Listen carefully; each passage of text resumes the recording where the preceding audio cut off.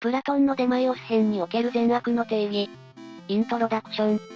プラトンは古代ギリシャの哲学者であり、その著作は現代の哲学にも大きな影響を与えています。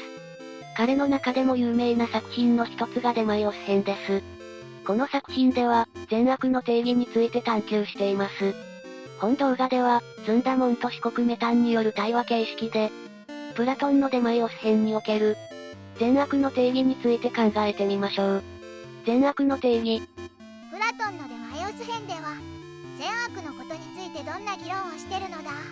プラトンは善悪の定義を探求するために、人間の魂の性質を分析するの。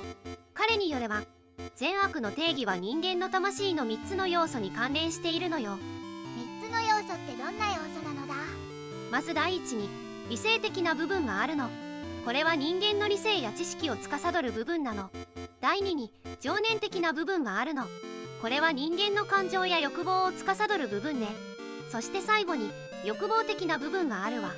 これは人間の身体的な欲望を司る部分なの。3つの要素があるのだな。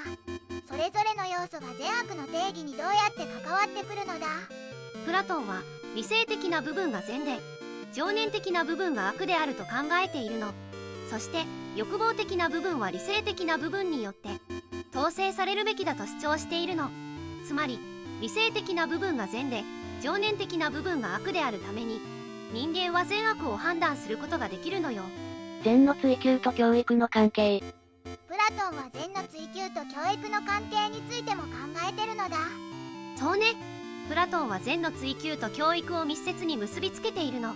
彼によれば、人間は善を知るために教育を受ける必要があると考えているの。教育によって人間の理性的な部分が養われて、善の追求が可能になるのよ。教育が善の追求につながるのだな。じゃあ、どんな教育が善の追求に役立つのだ。プラトンは理性的な部分を養うために哲学的な教育が重要だと考えているの。彼は哲学者王という概念を提唱していて、哲学者たちが国家を統治するべきだと主張しているの。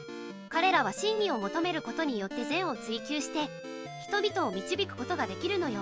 まとめ。プラトンのデマイオス編では、善悪の定義について深く考えることができます。彼の考えによれば、善悪の定義は人間の魂の3つの要素に関連しており、理性的な部分が善であり、情念的な部分が悪であるとされています。また、善の追求には教育が重要であり、哲学的な教育によって人間は善を追求することができるのです。